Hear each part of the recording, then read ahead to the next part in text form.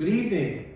It's great to see you all here tonight. Thank you for attending. Tonight is the 30th anniversary of the grand reopening of the Opera House. So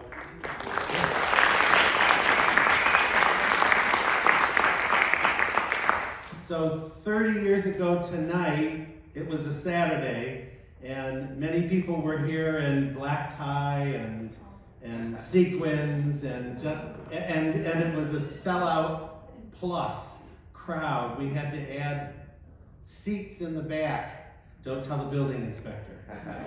To accommodate everybody. But it was a wonderful event, and so we're thrilled that on the 30th anniversary of that wonderful evening that Dick Gilman is going to talk about what transpired leading up to that, and to give you all some behind the scenes look at all the challenges and the accomplishments and everything that was involved for 9 years.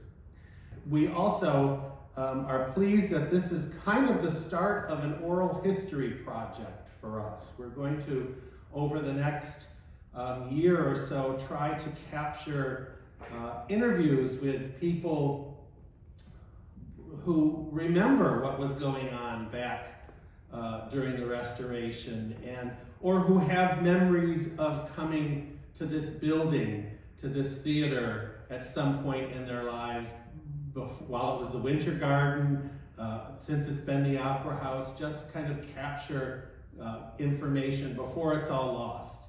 And so I have a little clipboard with a sign-up sheet, and I'm going to put it in that box. There's a table right next to the flag over there. I'll put it over there. And tonight, as you come up or as you leave, if you are interested in participating in that oral history project, if you have memories, if you want to help us capture those, sign up here, just basically just your name and contact information, and we'll get in touch with you. Thank you in advance for that. Thank you for being here tonight. And at this point, please give a really warm welcome to Dick Gilman.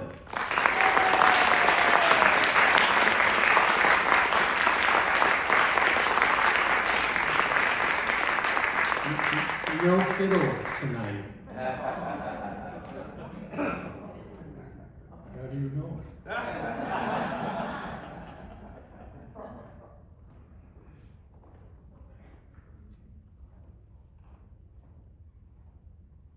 Mentioned that we had to add seats.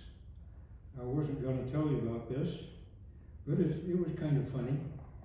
We did have sold out 2 performances of the opening night. And George Mallory, you'll hear a lot about George. I didn't know George before we started on the Opera House, but George and I became very good friends. We were down here, just seemed like all the time. George figured out that in the back of the balcony, there's quite a wide space there. And we had more people that wanted to come and see the opening night, and George figured out we could get at least 25 more tickets sold.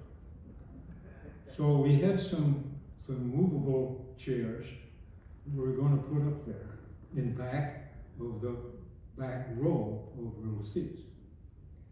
Well, somehow the fire warden got a hold of that notion, and he said, "Guys, you can't do that. That'll be a hazard in case people need to get out. They're going to be stumbling all over these seats that are falling all over the place." Well, that did not deter George. George went out to the local lumberyard, and he bought, I don't know, half a dozen 4x8 sheets, half-inch plywood, and we screwed the extra seats down to those pieces of plywood. So the seats, I guess, were screwed to the floor. Well, the artificial floor, anyway. And we had one of my very good friends who came from the Albany area, Rosalie Clark, and she got one of those seats. And she told me afterwards she couldn't see a damn thing. It was that flat space beyond the rake of the balcony, she saw nothing. Her sight line was about halfway up there. Nothing at all could she see. Well, anyway, thank you all for coming. I think I've got some things that are going to please you. This is essentially a collection of my memories. I must admit I was pretty active in the whole project of restoring things, but I will absolutely deny the times people have met me on the street and introduced me as the guy who saved the Opera House. I was here a lot with George and some other folks that you'll meet. Had a wonderful time doing it.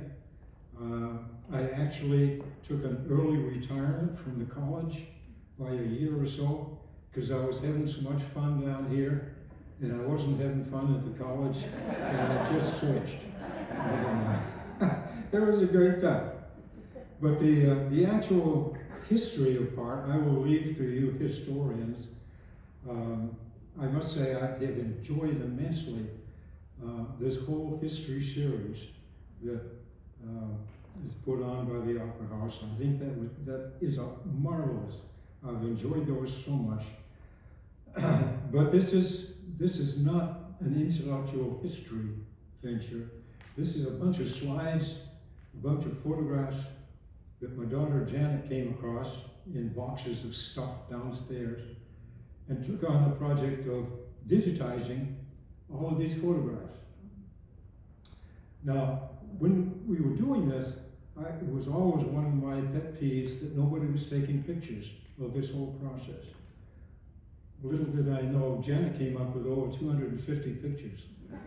And so we culled through those and we culled about 10 of them out. So we got about 240 pictures for you to go through. No, we're down to about 70. So if you want to keep count with a couple, when we get up to about 65, it's about the end. So it's a story of volunteers, and I'll say a bit more about that in a minute. But little did we know 30 years ago that if I press this button, you're going to get a real treat. The 1891 Fredonia Opera House Performing Arts Center is a premier entertainment venue located in northern Chautauqua County. This totally refurbished former vaudeville theater and movie house features a year-round schedule of live performances, lectures, satellite events, and films, as well as offers guided tours. Enjoy theater, dance, and musical performances by national and international touring artists, or follow the Opera House Cinema Series to see current, independent, and mainstream films. The Fredonia Opera House seats more than 400, is air-conditioned, handicap accessible, and equipped with an infrared hearing assistance system. It can be rented for events such as recitals, weddings, and meetings. Tours are available and take visitors on a behind-the-scenes look at this cultural gem in the heart of Fredonia. Learn more at www.fredopera.org.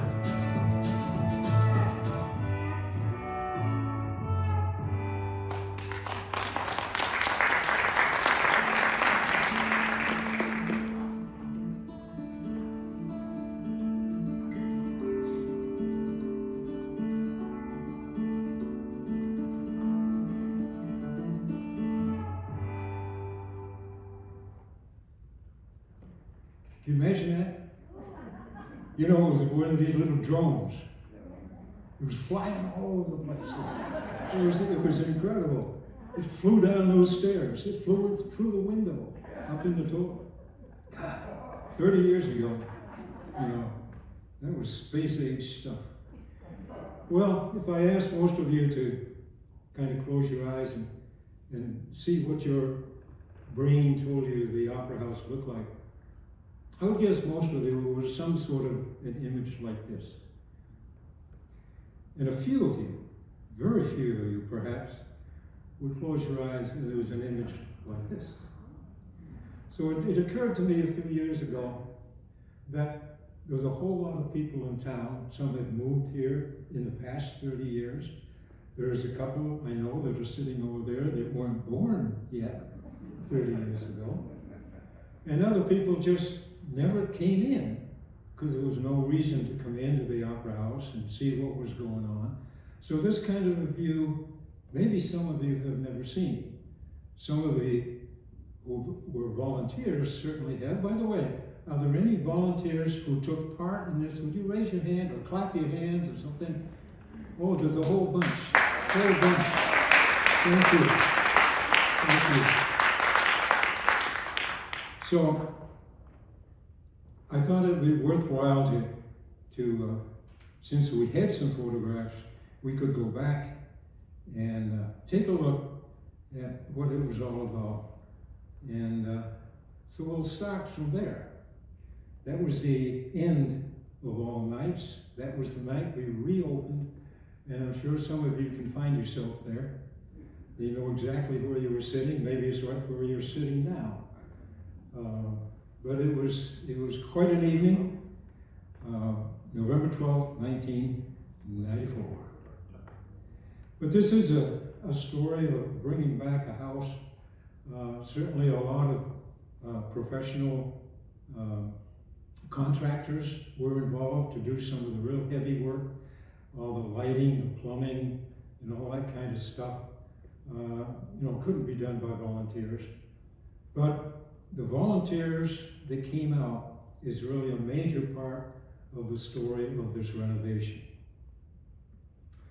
So in 1981 was the last movie.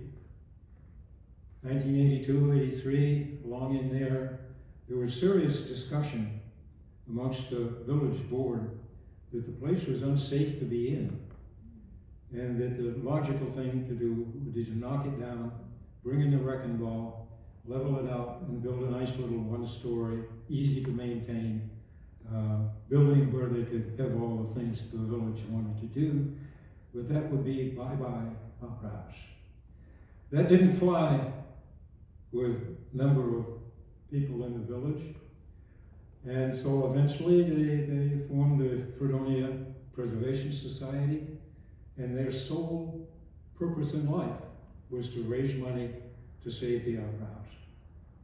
And he called for volunteers, and volunteers literally came out of the woodwork. We got groups like this. A whole bunch of us would get together on a Saturday morning, go over and have a cup of coffee and maybe a pastry at the local shop over there. And then John Vaughn, who was right there, and he's here tonight someplace. He made a surprise showing. John would lead us all over here, give us some kind of a tool or a broom or a sledgehammer or something, whatever seemed appropriate, and we'd go at it.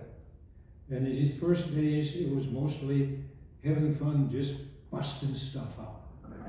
The place was full of junk. We knew that the rooms had to be taken out, had to gut out stuff, clean up stuff. And, we just had a great time. And obviously, these guys were having fun. You recognize someone. There's John over on this side of me. Ferlina's there. Jim Aarons is back there. John Malcolm's back there giving the thumbs up or something. But obviously, they were having fun in whatever they were doing. So it was a group of volunteers, and we got some state grant money, but the only way we could get the money was to show that we had put in a number of volunteer hours ourselves. So we had a logbook, and everybody, presumably everybody that volunteered, signed in the logbook, and the date, each time they worked, and the number of hours and so on. And the number of hours reflected in how much money we got that month from the state grant. So about probably 2/3, 3/4 of the way through the whole project, that grant money ran out. And so there was no reason to keep track of the logbook anymore. So we didn't. But the total number of hours that were logged was 30,000. 30,000 hours of volunteer work. And the number of people that we know of volunteered was about 60. And then throw in those who didn't bother to sign up or something like that. And easily this could have involved 100 volunteers and maybe 50,000 hours of volunteer help. So it really, really was a community effort that came in here and made some of this stuff possible. Well, one of the first projects was downstairs, down there in the bottom, where probably none of you, or very few, have ever been down there. And apparently there was a lot of thievery going on at the time, because it looks like all the stolen bicycles in town ended up down there, along with a lot of junk, some shovels. I can't imagine what those tires went to. But yeah, a lot of pieces of apparently unused seating. The button, look right there. That wiggly squiggly line is outlining the steps that are down there that used to be parallel to the wall and come down. Now that has all been changed. We ripped out everything down there. There was a wooden floor, and none of that was just plain dirt. You can see some of the studs on the old rooms over on the left-hand side there. So anyway, one of the first projects was to get that cleaned out, as we've done here, and lay a new floor. Now, John Vaughn is here, so fortunately in the questions afterwards, he can tell you more about laying that floor than I do. But I remember being there, and I remember standing someplace close to where the photograph was apparently taken, and the window out onto the street was open, and through that window came a chute.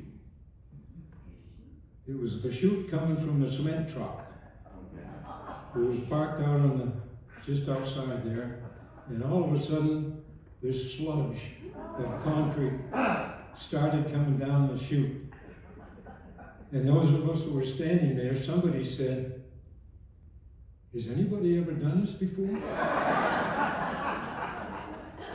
And a little voice from behind somewhere said, "Well, I watched once."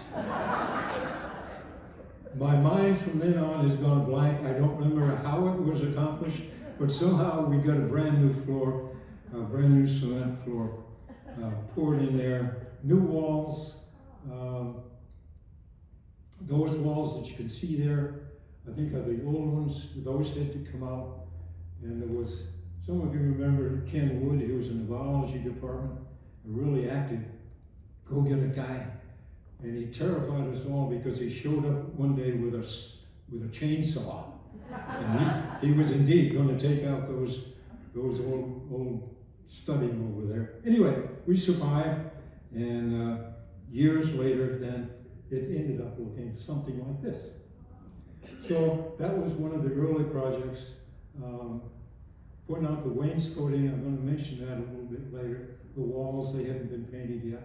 All the painting downstairs was done by volunteers. I'm sure the plumbing and everything that went into the dressing rooms, that had to be done by contractors. Okay, we'll jump upstairs, and you've already seen this because we saw it 2 minutes ago. The next project was to take care of something to do with the seats. I think it's fairly obvious that they needed some work, or they needed to be thrown out. Well, the Preservation Society did not have enough money to throw them out, so they're going to have to be refurbished. And to refurbish them, of course, we had to take them out. So one of the early projects was to empty out the hall with all the seats, done by volunteers. It was a hell of a job, I'll tell you, because those screws had been in there for 60 years, and to get them out was not an easy chore. So the air was blue down there sometimes, trying to get those seats out. But get them out we did. And what we did was logical, I guess. We opened the side door and dumped them out in the parking lot. Couldn't stay there very long, of course, so we took those seats and we took them over to a building that George Weaver owned. I think it's over on Water Street, up on the 3rd floor of his building, and we took them all apart. When we took them apart, we were very, very careful. All the nuts of one kind, all the screws of another kind, all the bolts of another kind were kept in separate buckets. So that seemed logical to do. All the metal parts, so the stands, were shipped off to Dunkirk Radiator, and they cleaned and repainted them. They were all then restored over on the 3rd floor of George Weaver's building. The summer that they were there was the summer of the Great Tornado. Remember that? Ripped right down through town, and it ripped the roof off of George Weaver's building. So there were all our seats open to the air again. We had to bring them all back over to the Opera House and just stack them all over the place. We had no other place to put them. There's George working on the seats. We became very good buddies. He was a retired CIA guy. You know, I was kind of kidding him about he must know all kinds of secret things that he couldn't tell me. If he told me, he'd have to kill me.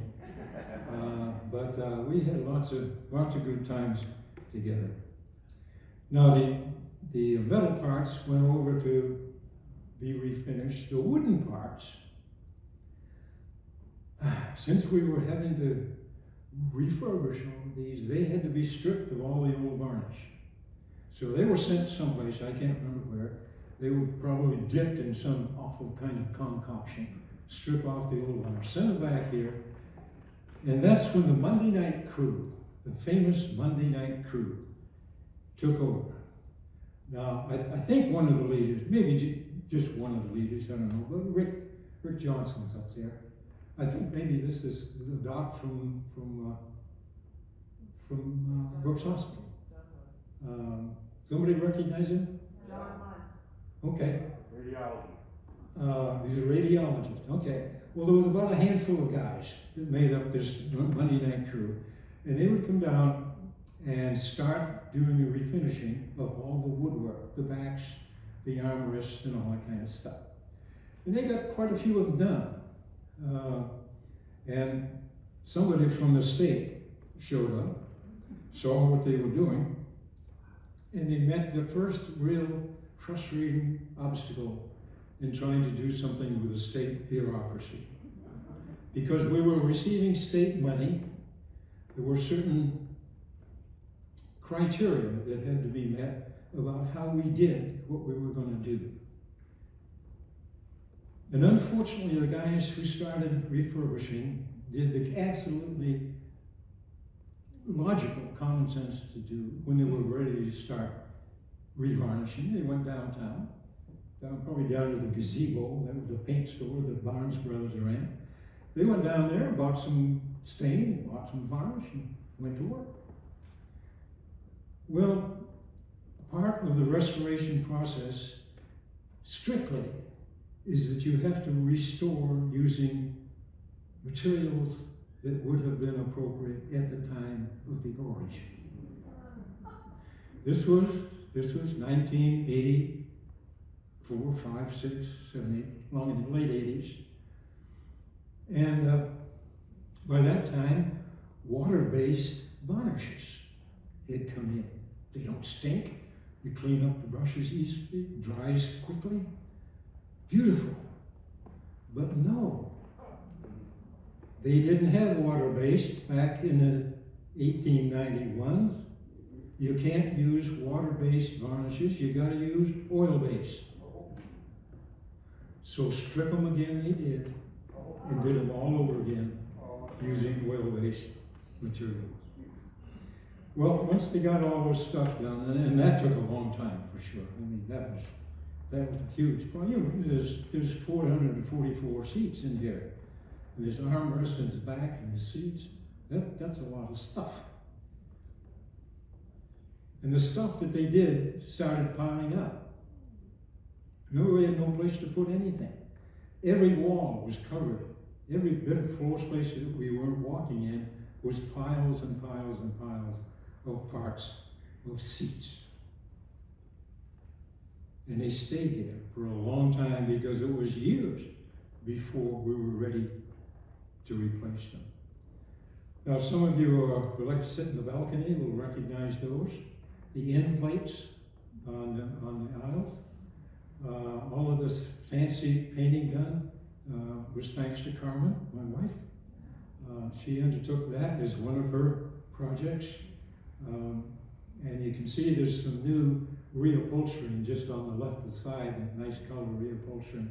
All the seats, every last one of them in the hall, the seats downstairs, the seats in the back, upstairs, were all reupholstered by one guy, Ollie Phillips. And he would come in and get pieces and haul them back to his shop, reupholster them, bring them back, take another back to his shop, and bring them back, and again, pile them up next to the wall. So, eventually, actually several years later, we were finally ready to put them back in place. You can see some of them have just recently been placed there. You can see some of the plastic draped over some of them down there.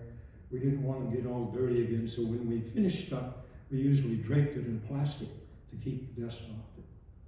But you notice down, that's me there. You recognize my bald spot. You notice the tape on the floor? The question was, how do you know where to put the rows back in? We took out 500 and something or other seats.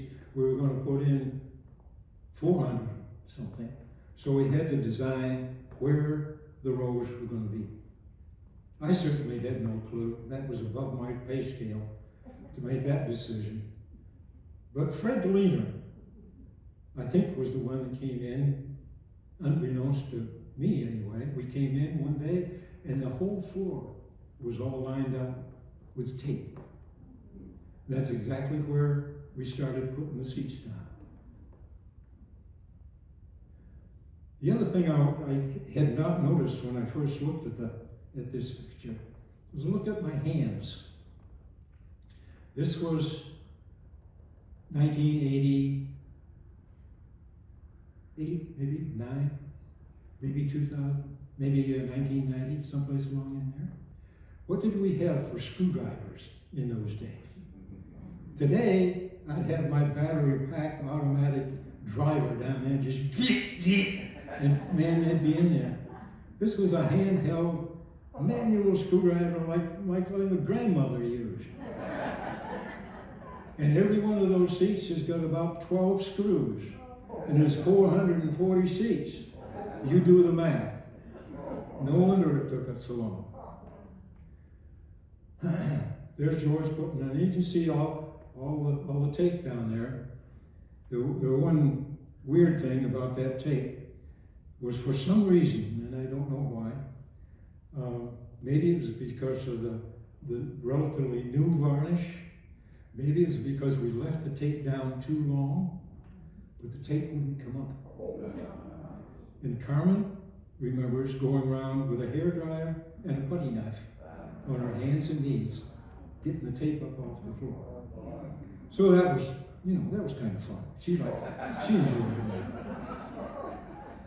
Okay, so for the seats, let's go, oops, come on you. Let's go look at some stuff that was happening on stage. This is from way up on top looking down at the stage. There's John Malcolm. I'm sure that's John Malcolm right there. That bushy-headed guy, maybe the other John, I don't know the other people there. But the stage had to be repaired. A lot of the wood was rotten, so it had to be taken up, and new wood put down.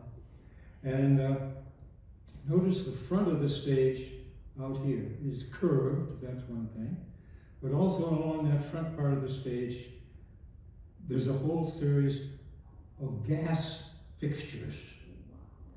Because the footlights on the original theater were gas lights. So the show's over, you come out for a final applause, and you turn up the footlights, and somebody over on that far side over there turns the valve, and up shoots the flame. Yeah! We'll see some more of that. But remember that they're still there. We covered them over, but the fixtures are indeed still there. Don't have a lot of pictures of what was happening on stage or above, but I know that Steve Reese and some of his students were the leaders, in fact, all the doers, in hanging all of the pipes and stuff that we needed to hang up the stage lighting when we were all ready to get that far. So I don't have a picture of them doing that, but that was a major operation. At the back, on my side of the stage, in the back corner, you see this beautiful curved stairway. That went up to a catwalk. You know what a catwalk is. It's a place where cats walk. It led up to a high place up there, and around on the two sides and on the back of the theater was this catwalk where you could walk. And that's where, you know, if you wanted to drop things down onto the theater or something, some kind of a surprise attack by water bombs or something, they would come off the catwalk. Well, that had to be taken down, as did the catwalk. We needed the space to do things in, and it was also kind of rickety and dangerous. Now, for those of you who are preservationists to the heart, never fear, all of the wood, all of the boards in that spiral staircase have been saved. I know that because I carried every damn one of them up into the attic and piled it over in the corner, and I went up a couple of weeks ago just to check, and they're still there.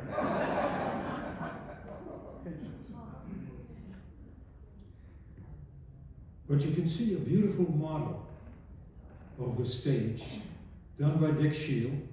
It's up in the lobby of the second floor. Many of you have been up there. But if you haven't spent some time looking at the display stage up there, please go up and do so.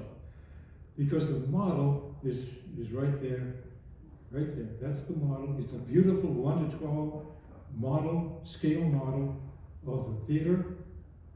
And the catwalk you can see in his model is right there. That's the catwalk.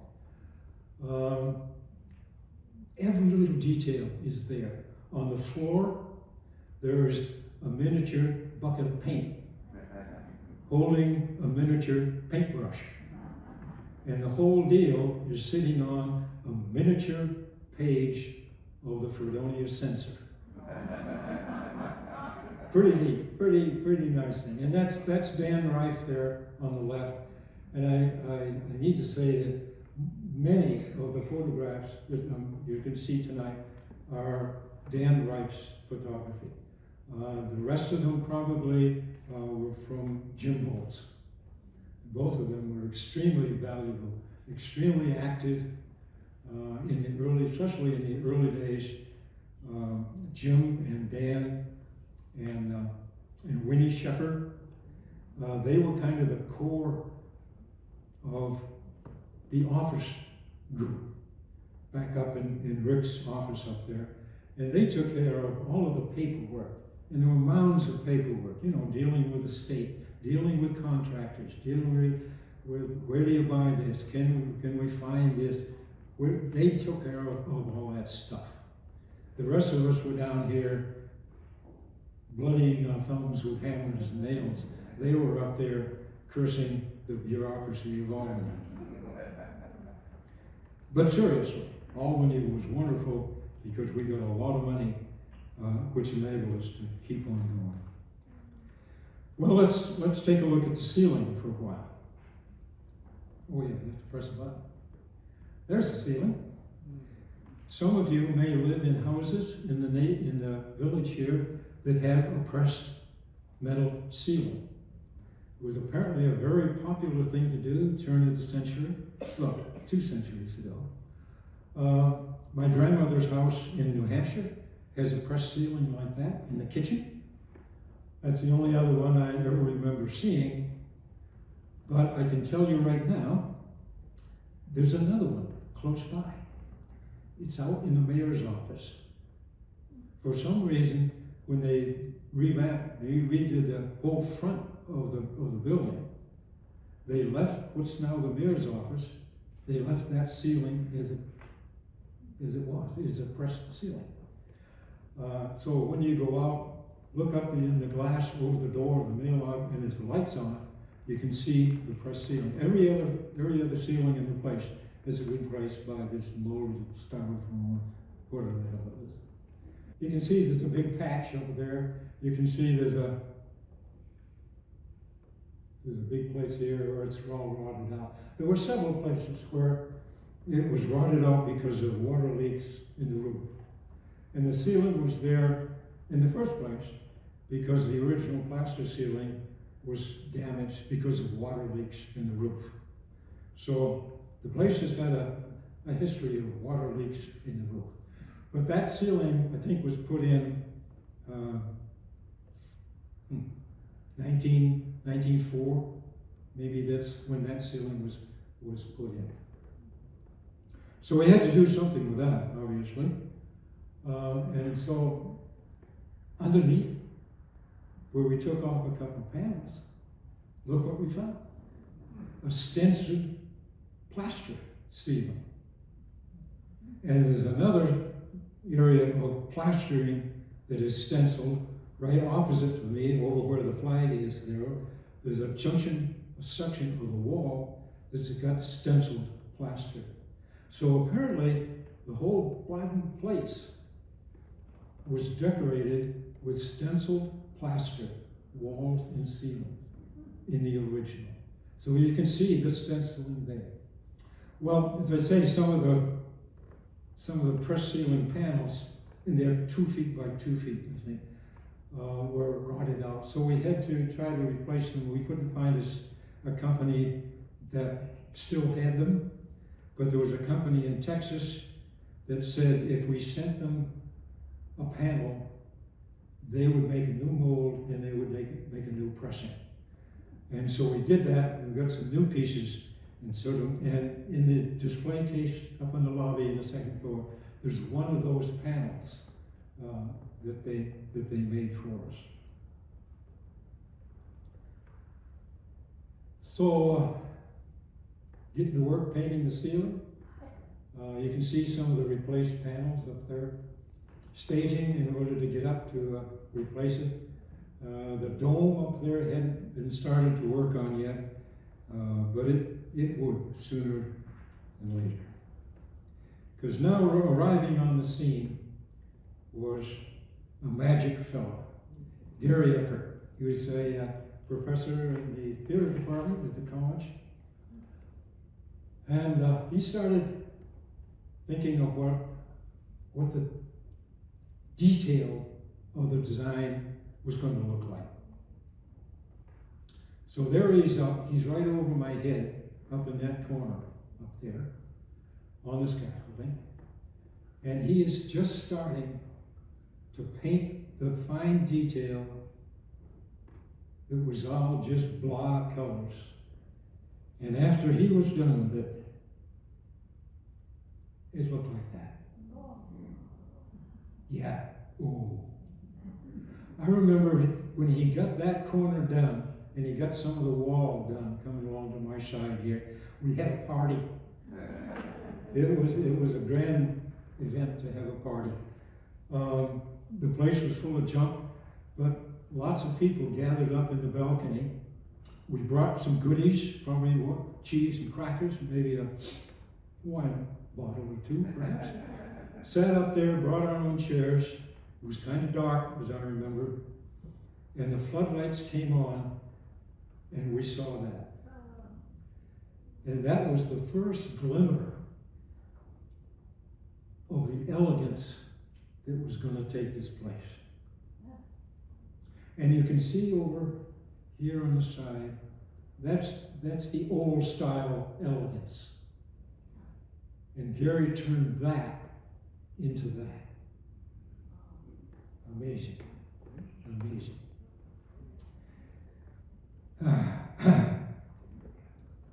Well, taking another look at the ceiling up there, the ring, Gary and I think John Vaughn, but you can ask him, were responsible for painting inside of the dome up there. And obviously, it's long before the chandelier was there. So they did that work, and notice the illuminated ring around the dome. It's now, as it was then, got electric lights in it. Now, originally, the chandelier that would have hung down from the middle of that thing was, again, a gaslit chandelier. So along with the chandelier, the floodlights, and the side sconces, they were all gaslit. It's a wonder the place didn't burn down, and probably a lot of them did. But the electric lights around the ring must have been added in the early 20s or so, when another remodeling of the whole theater did a lot of things and brought in electrification. So that, there's an old picture of what that looked like before the electric lights. Some of those, when we started the project, were burned out. I remember George and I went up the attic and tried to see if we could get at those burned out light bulbs. There was no way you could get at them. The only way you could get at those was by scaffolding out there and go up from down here in the hall. So those have all been changed. Probably new sockets, new light bulbs, the whole works. Again, Steve Reeves knows a lot about what that was all about. But supposedly they're very low, I guess low voltage lights or something, so they're supposed to last a very long time. Maybe 50 years or something like that. I hope they weren't supposed to last 30 years. It's going to go dark in a minute if that's all they were. And as I said, to turn those gas lights on, you just turn the valves. Those are the valves that are over on the far side of the stage over there. We left them there. They're obviously disconnected, but there they are. You want more light? Open the valve, and up come the flames. Okay, let's see what we were talking about now. Let's talk about the chandelier. This, I believe, was selected out of a catalog, and then modified to our needs because we wanted to show the influence of both the gas lit and the electric lit. And so the top bulbs up there reflect the globes when it was a gas fixture, and the lower bulbs, fixtures down there, represent when it was electrified. All right? So that's our fancy dancy new chandelier, all hanging there nice and proud. And of course people want to know how do you get up there to change the light bulbs.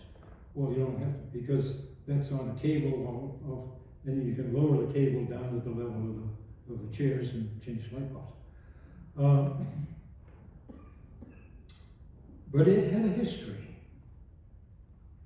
because it made 3 trips across the country. It was made in the state of Washington. We shipped here in a beautiful wooden crate. John can tell you about this. Opened up the crate, and some of the arms were bent. Well, what do? You try to bend them back? Well, what if you bend them back and they break? Well, it's like the bull in a china clock. You break it and you own it. So we didn't want to try to fix it ourselves, so we nailed up the package, sent it back to Washington. They fixed it, they sent it back. We opened it up, it would break. We packed it up and sent it back to Washington. The third time, You could have dropped the thing off the Empire State Building and nothing would have happened. I mean, it was really packed. But it made 3 trips back and forth across the country before we finally accepted. Well, here's a glimpse of what the Opera House looked along in the ornamental stages. You can see that looks like maybe the dome had been painted. The rest of it was pretty ugly. Scaffolding here and there, the ceiling hadn't been finished. And so there were a lot of days when this is the only view you got. But eventually, of course, we were able to fly the chandelier. There it is, halfway up in the sky. You've all heard of the Phantom of the Opera. Well, this is the ghost of the opera. We had it draped in plastic so it wouldn't get all dirty. But there it is on its cable. It goes up. You see the dome has all been beautifully painted. And some people have asked, well, what's on top? What's up there? And so I went up and took a picture, and that's what's up there. It looks like a well-insulated igloo.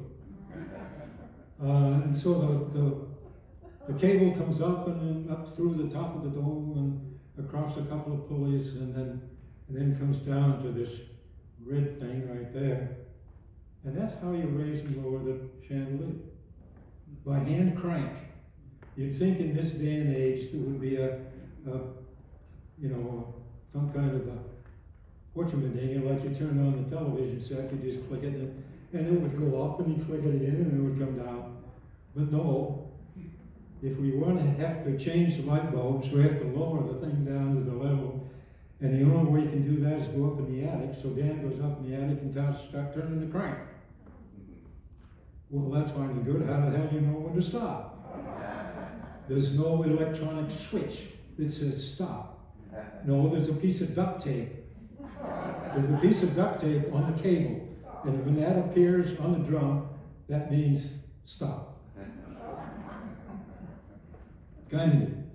Well, we come here to one of the main things, one of the really big projects in the restoration. And this was not done by volunteers, I guarantee you.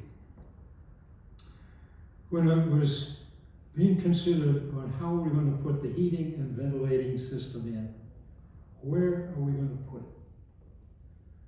Part of the chiller is out in the driveway, is out in the parking lot. But there's a lot more to it, a lot of metal work, a lot of heavy metal work stuff that has to go someplace.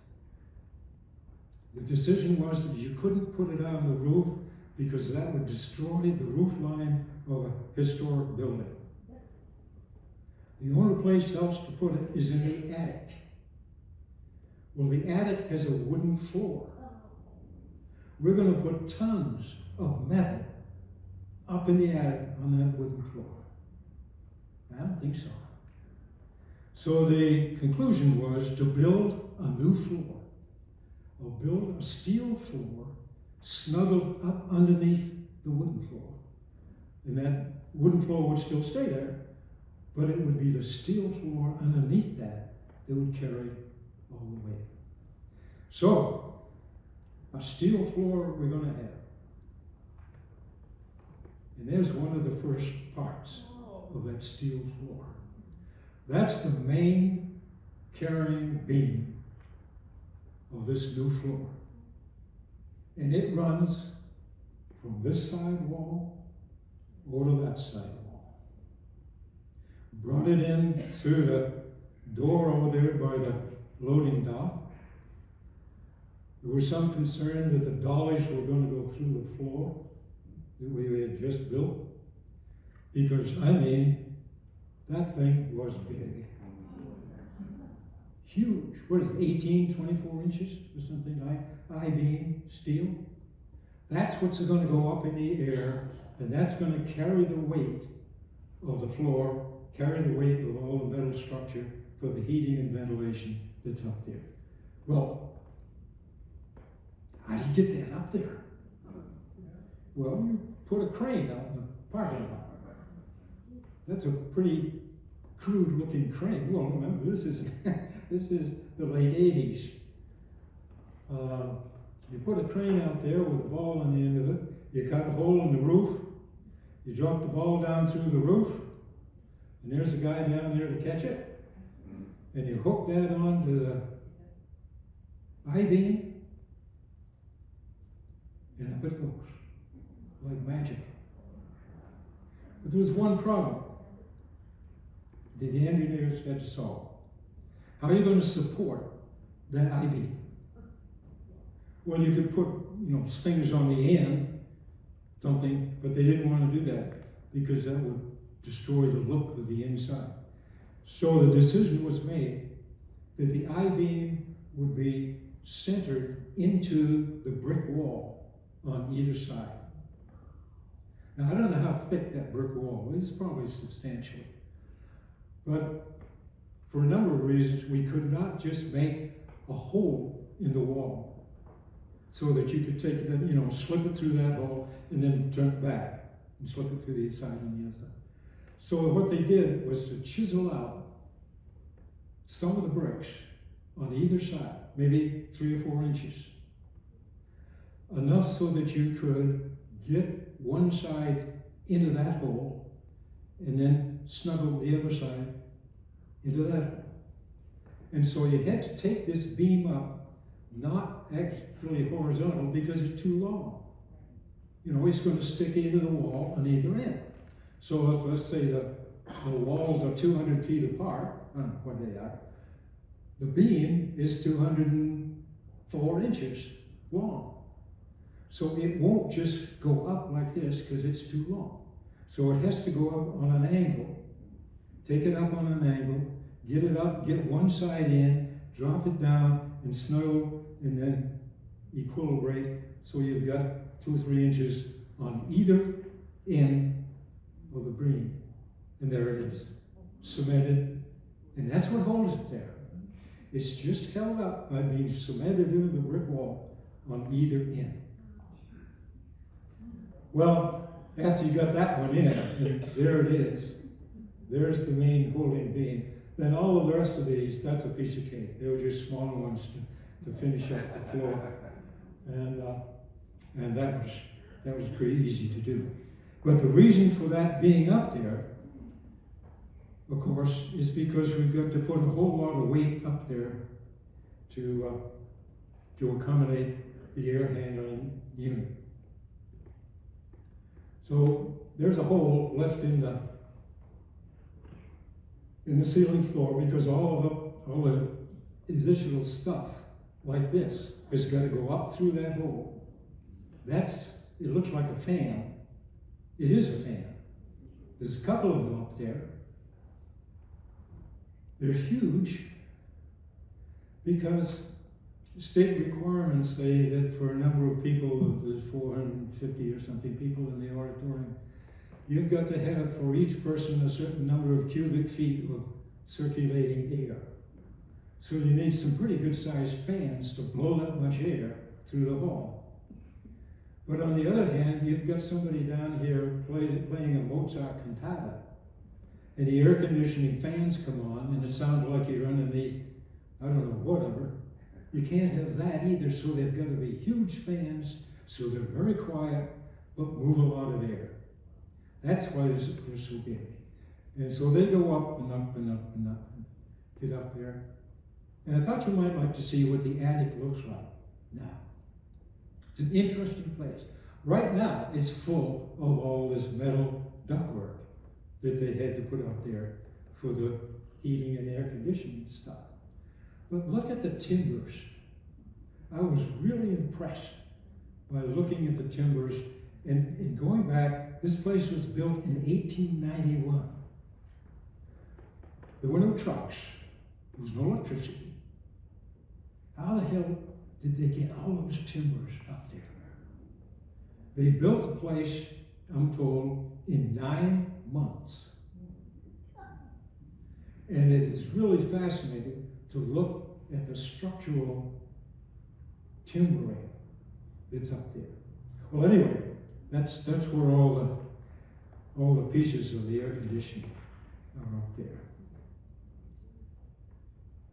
Okay, I guess we've got time for a little side story here. When they were putting that air conditioning and building, but this thing on the side here, that's the total structure of all the air conditioning hanging on the unit up there. I was up there one day when there was a workman finishing up and so on, and so I knew what that looked like. A little later, I was walking down Main Street. It was a hot afternoon. I was walking down the hill on West Main Street. I walked past a store that had an air conditioning unit over its door. And I got sprinkled on. I dripped on the condensate from the air conditioning, the wind was blowing, and it got dripped on. And it was a moment like Sir Isaac Newton sitting under the apple tree. Because in my head I said, if I'm getting dripped on by this little air conditioning or this stove, where the hell is all the water going from the unit up over the stage in the opera house? So I came back and I got a hold of one of the engineers, one of the workmen. I said, where's the water going? Well, he went over to the other side of one of this, and there's a panel door over there. And he opened the door, and he said, that's where it goes right there. And on the floor was kind of an 8x8 pan with a lip maybe 2 inches high. And he says it drains, it goes into there, and then it evaporates. Okay, I guess. But what if it's a really hot day and the air conditioner is just pumping out? What if there's too much water for the pan? Where does it go? He didn't know. Well, I mentioned this to George Mallory because he was kind of the clerk of the works, and he had seniority, and he was able to talk to high people. I was not. I mentioned it to George and the problem. He apparently mentioned it to somebody because 3 or 4 days later, we went up to look and see what would happen. And what we found were this pipe coming down. Somebody had drilled a hole in the side of that pan and put in a drip pipe. I'm not sure where it goes. And I'm not sure it was ever necessary. It was my head that told me there's going to be gallons and gallons and gallons of water coming out of that air conditioning unit. You know, it's got to go someplace. We can't have it dripping down on the piano during a concert. Probably it's a minuscule amount. And those of you who are engineers have probably done a little channel, 8x8, 2 inches high, then 487,000 gallons of water. And you're not going to generate that. So I don't know if it was necessary or not, but they did it, maybe just to appease a cranky little guy like me. But water has never dripped onto this stage. I want to mention Howard Morse. Some of you remember Howard. I think he worked for the Fredonia School Department. Howard undertook a very unique job of refurbishing, not totally refinishing, but refurbishing all the dark stained woodwork, every place. And he spent hours and hours and hours with a stinky, gooey stuff that he would spread on, and that loosened up the varnish, and then he spread it around. And when it dried, it looked like it had all been done brand new. But it hadn't. It just been loosened up, spread around, and it looked great again. So that when you go up in the balcony, you go up that stairway, all of that is Howard's talent. Now, remember, I don't know if you remember or not, but when we took a look at the basement, there was some wainscoting down there on the lower part. Howard retrieved all of the wainscoting that was going to be discarded when they remodeled the front of the building. They didn't throw it away. Howard grabbed it, refinished it, and put it downstairs to dress up the walls downstairs. Okay, time marches on here, and it's time to do some major repainting. We start to get some fun. Because a lot of times this was not fun. There was no light at the end of the tunnel. Lots of days, lots of people got discouraged and walked out the door and never came back. Lots of people said, you guys are wasting your time, you're wasting your money, we don't need it. There were some pretty dark days, but we were about to have some better times. This is what it looked like. You know, it throughout the hall. Kind of a yellow and greenish, whatever, white. Take a minute to see exactly where you are, where I am. I'm behind that wall right there, right? Okay. Because the walls, the windows and everything were all boarded up for the movie theater. But they were painted neatly, cleanly, sort of, but ugly, ugly. And even when we took out the panels, everything looked ugly. But when Gary Eckert got a hold of a paint bucket or two and showed us how to do it, he showed us that. Incredible. Just amazing.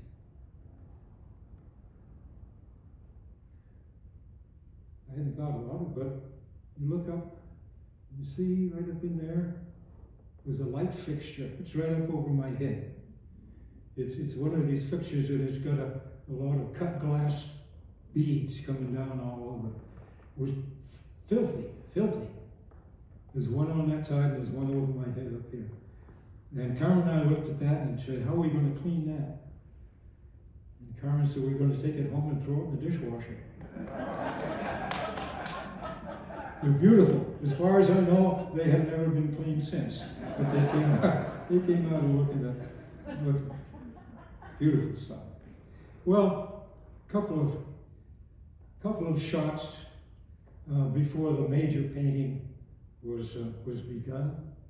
This is kind of what the whole hall looked like, and you can see it would be kind of discouraging. I mean, it was looking like this for years. And the volunteers, would come in and do some work, but this is what it looked like for such a long, long, long time. Just like it was never, ever going to end. You see, in this shot, we got some of the painting done on the boxes, and the front of the balcony looks like it has been done. Draped it with plastic so it wouldn't get all dirty, but still a lot of stuff going on there. Well, I want to show you this picture because I want to focus on the railing, the brass railing. That's the original. The brass out on the steps coming in is not original. That was new stuff. But this brass railing is as far as I know, is the original brass railing. It was in awful shape. It had 30 years of tarnish on it or more. It had all been taken apart. It comes back in each section comes apart. We stored it up in the back of the balcony on the floor, and there it sat for a very long time. Nobody particularly wanted to do anything with it.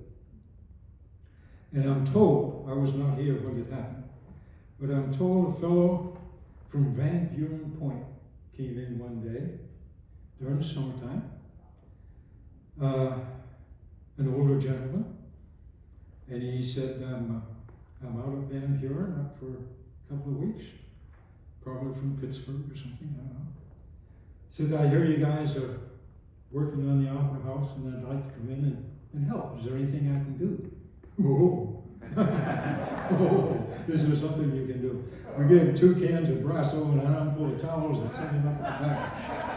And he was happy as a clam, as they say in Maine, he was happy as a clam in the clam flats at high tide.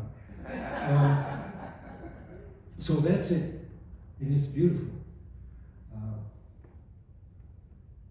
And the front edge of that, actually, the painting of the front edge of the balcony was one of my projects.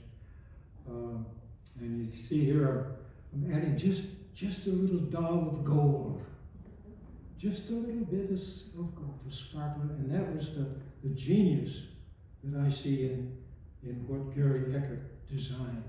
It isn't just nicely painted, it's exquisitely painted. And some of what's there you don't even see, like what's up on the ceiling roof. You don't see everything up there, but there are little daubs of paint here and there, different colors, a little gold here and there, that if you climb up there you'd see it. And down here it just looks really nice, but up there it's even nicer than that. Well, we're making progress. The front of the balcony is all done. The ghost isn't flown yet. It's done, and that's where it is. That's the chandelier. I have no idea what all the blue boxes are. I can't remember, unless they're the glass globes, maybe. Maybe that's what's in there. I don't know what's in it. But the big box in the middle is the chandelier. The dome was done, the ceiling is almost complete, except for the back wall up there. That still needs to be done. And as I remember, I hadn't been in for a while, and when they came in, somebody had painted the entire interior of the Opera House battleship gray. And I looked at that, and I said, Jesus, this is beautiful. This is beautiful. It's all painted battleship gray, but nonetheless, it's not all this blotchy stuff. It looked beautiful to my eyes in this fresh coat of battleship gray. My suspect is that, well, I don't know who painted it. I didn't. But eventually the gray turns to green. We're making progress. We've got the chandelier flown. And now the ceiling is practically done. No chairs in the balcony as yet. No railing on the balcony. Yes, yet. But it's time to look at that front part up here called the proscenium. Now the word proscenium was never in my vocabulary until I started work here in the Opera House. So that was an intellectual challenge on my part, to spell it, which I still can't.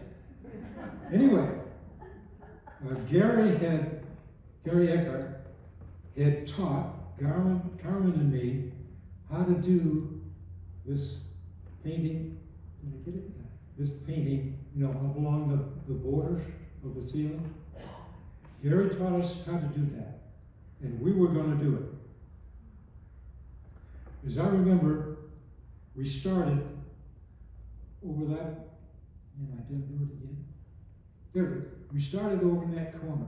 In the previous summertime, Gary had started, as we earlier showed you, in that corner, had gone all the way around and gone over the middle of that wall over there. And there was time for him to go back to class, take his students with him. So he showed Carmen and me the process. And it's something else.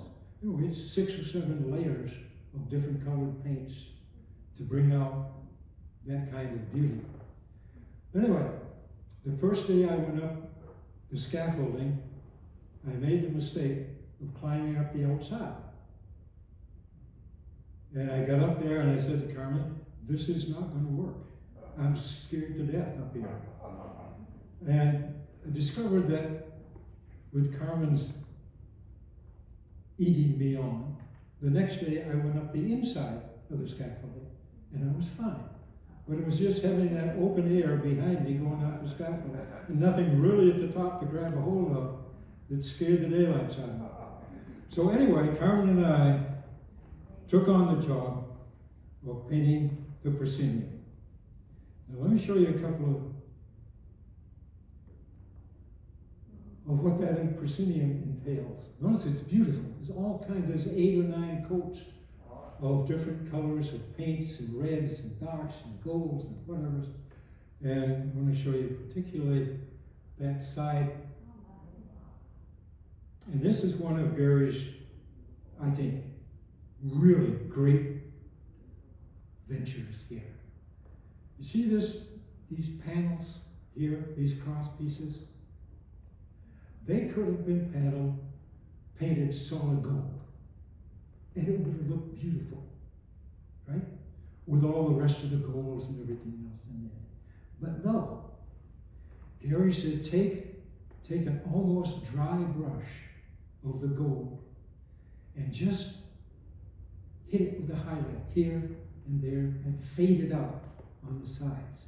So it gives this look of not just a solid gold painted piece, but something reflecting the light just on the right place on the curvature.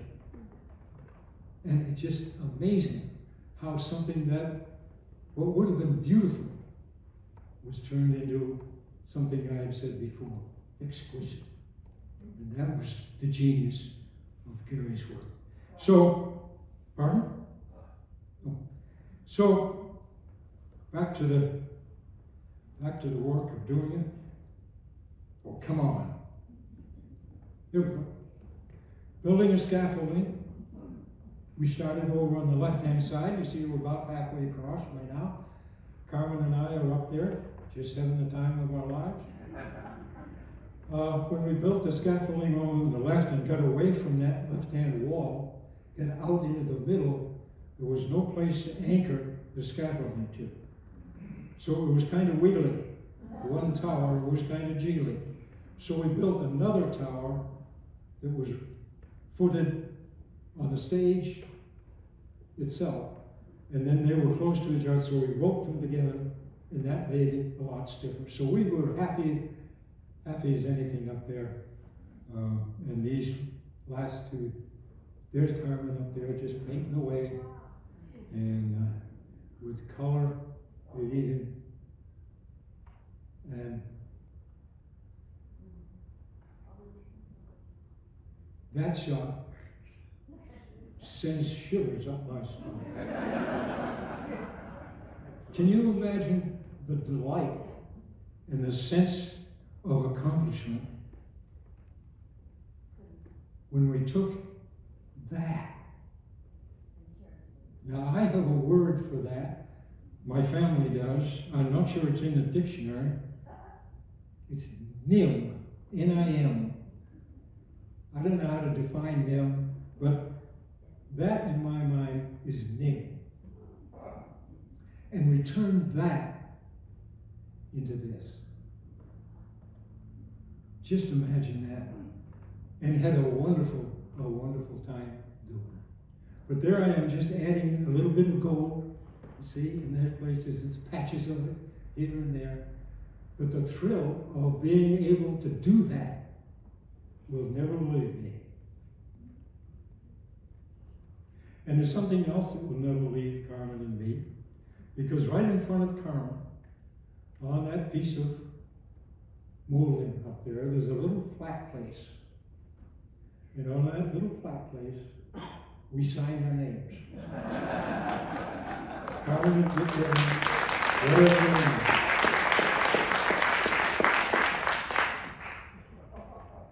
Now, have you got another 10 minutes worth? Okay. That completes everything from the inside.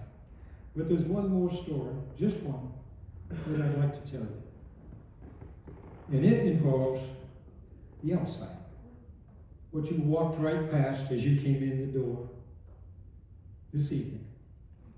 And obviously it's brick on top, but this is obviously not brick. It's something else. Well, early in the process of writing grants, Winnie Shepherd, who I told you did a lot of the paperwork up in the office up there, knowing that I was a geologist by trade, gave me a call over my office in the college, and she said something to the effect, Dick, I'm filling out a grant proposal, and part of the grant, they want to know something about the material structure of the building itself.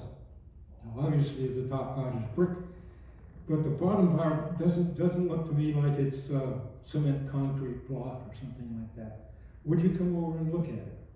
So I did, and obviously it's not block. It's stone, rock to a geologist. And the more I looked at that, It's beautiful stone. It's very fine grained. It's like the texture of a lump of sugar. All very, very uniform. And you can see it was all chiseled, hand chiseled out into those blocks. Well, I didn't know what it was. I asked a couple of colleagues over in the geology department, and after a certain amount of head scratching, there, that was a tough one, we considered that it was probably the rock was Medina sandstone. Medina is a little town up on the south shore of Lake Ontario, going east from Buffalo, someplace over towards Rochester or Syracuse. It's over there someplace. A little town called Medina. And when they were digging the Erie Canal, they had to go through some pretty tough rock. And what the rock they went through was the Medina sandstone. It was, to them, it was just another layer of sandstone rock. But where it was first found and had to be dealt with was near the village of Medina. So it was named the Medina sandstone for the place where it's exposed, the same as the rock out at our shore on the Lake Erie is named the Dunkirk Shale because it's exposed nicely near Dunkirk. Okay, so Medina sandstone. So we found out, or I started looking about the Medina sandstone. My geologic expertise told me that this was, in its history, had been sand, of course, changed to sandstone over the years. And because it was so beautifully sorted, it was almost always real fine grains of quartz, sugary texture. Every once in a while, if you go out the door, you look hard enough, you can see a little string of pebbles, a little coarser grain of pebbles that would have been settled out from the water down on probably a sandbar, maybe offshore a body of water. That's my best judgment as to what the Medina sandstone represents. Now, because of the fossils that are associated with this Medina sandstone, and by the way, some of you who know the Medina sandstone are wondering why the hell it isn't red. Well, most of it is. And that's the gatehouse chapel up at the cemetery.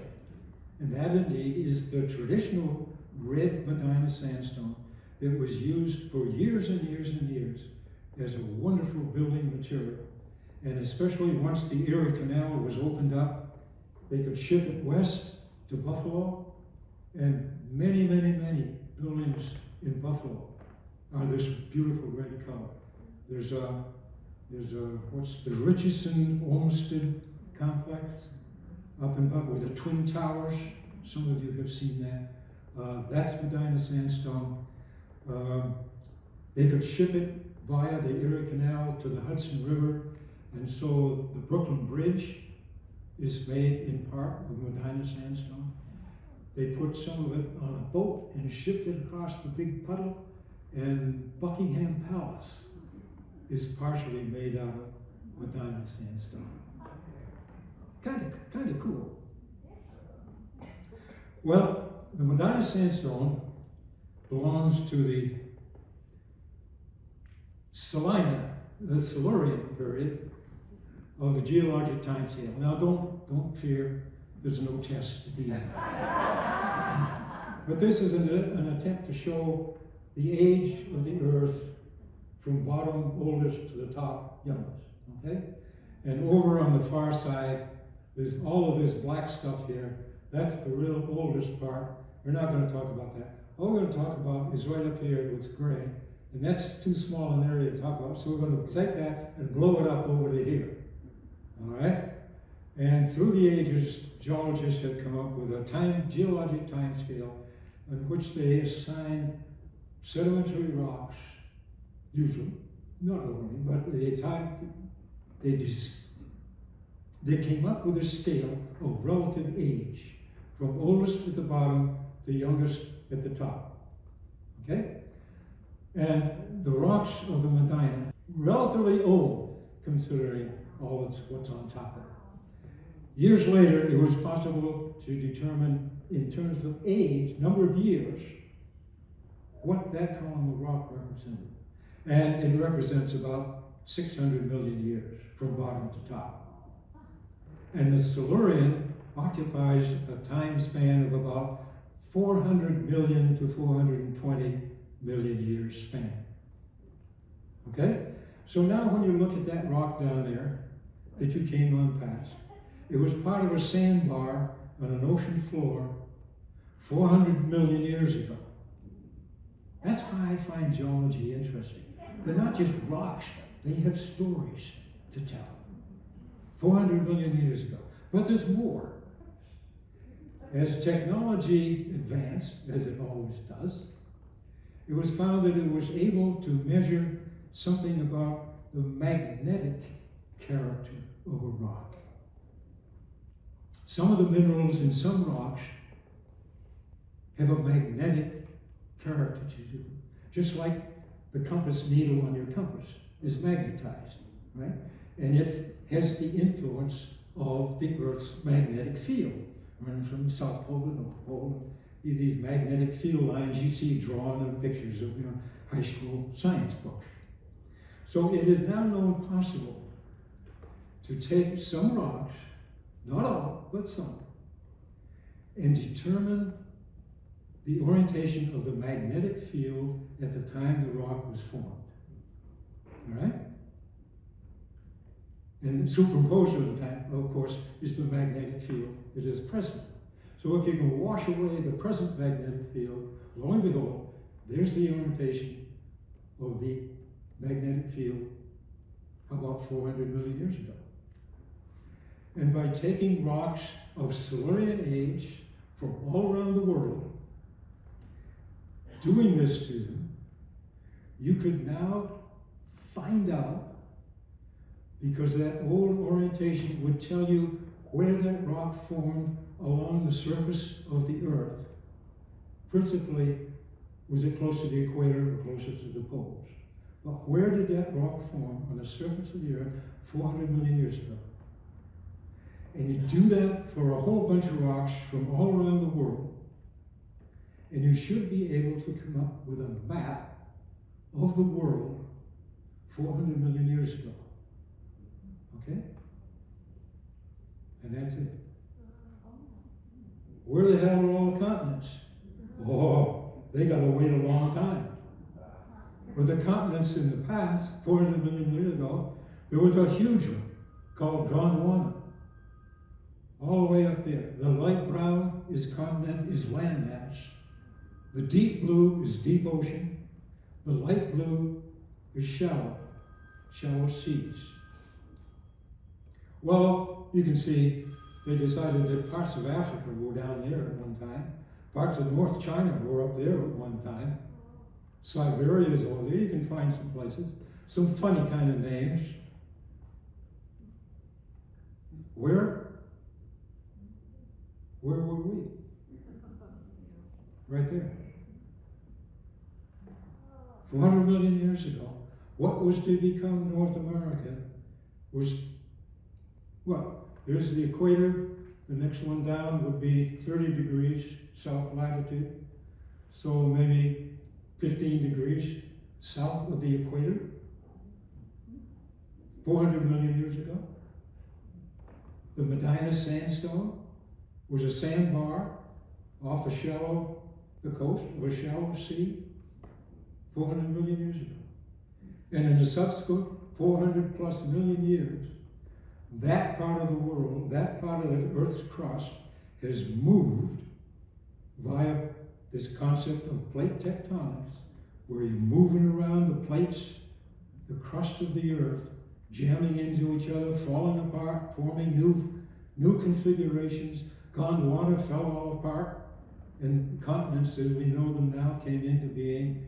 And what was there, 15 degrees south of the equator, ended up 40 degrees north of the equator, where we came along to discover in a little town called Medina.